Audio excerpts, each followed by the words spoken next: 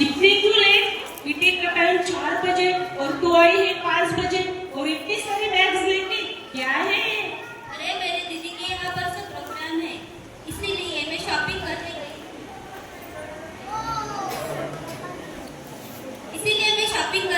थी। दुकान खोल के देखा तो सब पहना हुआ था, तो रिपीट कैसे करूँ?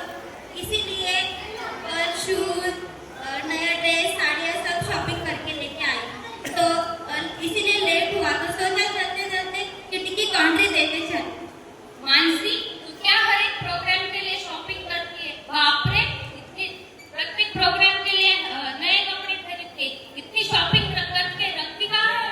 अरे मुझे शॉपिंग करने का बहुत शौक है, इसीलिए मैं शॉपिंग करती हूँ, नए कपड़े खरीदती हूँ।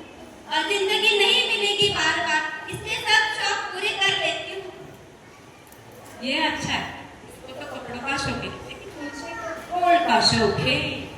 मेरे हाथ में जैसे ही पैसे आ जाते मैं तो गोल्ड खरीदने चली जाती हूँ।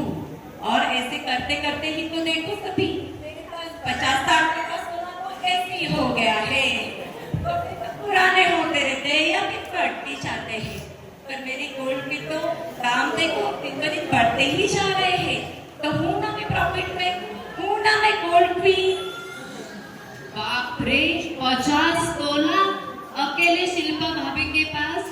अब क्या करूं? मैं तो कुछ ज्वेलरी नहीं खरीदती, कपड़े नहीं खरीदती, मैं तो सिर्फ हाँ, ये तो सिर्फ अनाज ही खरीदती है। अरे अनाज मतलब हम गेहूं चावल साल भर का खरीदते हैं, लेकिन ये गेहूं चावल दाल जीरा मोहरी पूरे साल का खरीद के रखती है। और आपको बता दूं, इसी चक्कर में ये लास्ट किट्टी में भी नहीं आई थी, बैठी थी अनाज को दवाइयाँ लगाते, अनाज की डॉक्टर। देखो देखो अभी भी अनाज की थैली लेकर ही घूम रही है। अब तुम्हें क्या बताऊं, मेरी जॉइंट फैमिली थी, 12-12 लोग थे मेरे घर में। अब हम 2 ही हैं, लेकिन आदत लग गई है इतने लोगों का अनाज साल भर का साफ सुथरा करके रखने की, तो आदत से मजबूर हूँ, क्या करूँ? वैसे हमारी तो सबकी बात कर ली, तुम क्या खरीदारी करती हो? मुझे ना आप जैसे खरीदारी का कुछ शौक नहीं है, मुझे फालतू खरीदारी के कोई इंटरेस्ट भी नहीं है। ना मैं ज्यादा बाजार जाती हूँ और ना ही मेरे मोबाइल में वो ऑनलाइन शॉपिंग का ऐप है। मैं तो जो भी करती हूँ फ्यूचर और सेविंग में इन्वेस्ट करती हूँ, जैसे FD, LIC, प्रॉपर्टी, जो काम आता है जिंदगी के साथ भी और जिंदगी के बाद भी। देखो, ये हमारी शिल्पा अभी गोल्ड पे, इस मानसी को शॉपिंग का शौक, इसको प्रॉपर्टी का शौक, इन सब के बीच में हमारी तेजल चुपचाप खड़ी बैठी है। उसको किस बात का शौक? बताओ बताओ। अरे मुझे भी नई नई चीजें खरीदना अच्छा लगता है, लेकिन जितनी जरूरत हो उतना ही खरीदना चाहिए। जब पिछले 2 वर्ष पहले माँ साहब का चातुर्मास था, तब मैंने उनसे प्रत्याख्यान लिए थे। प्रत्याख्यान? ये तो हमारा सबका काम ही है, बचपन देना। और हमें तो अभी जमाने के साथ चलना पड़ता है, उठना बैठना पड़ता है, हमें हमारा सोशल मेंटेन करना पड़ता है। हमारा सबका तो काम ही बचपन कराना।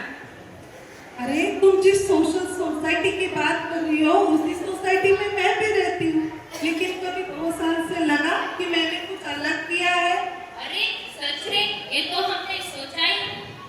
जब पिछले 2 वर्ष पहले माँ साहब का चातुर्मास हुआ, तब उन्होंने मुझे 12 व्रत दिए सिखाए थे, जिससे अपनी जरूरत जितना हो उतना ही खरीदना चाहिए।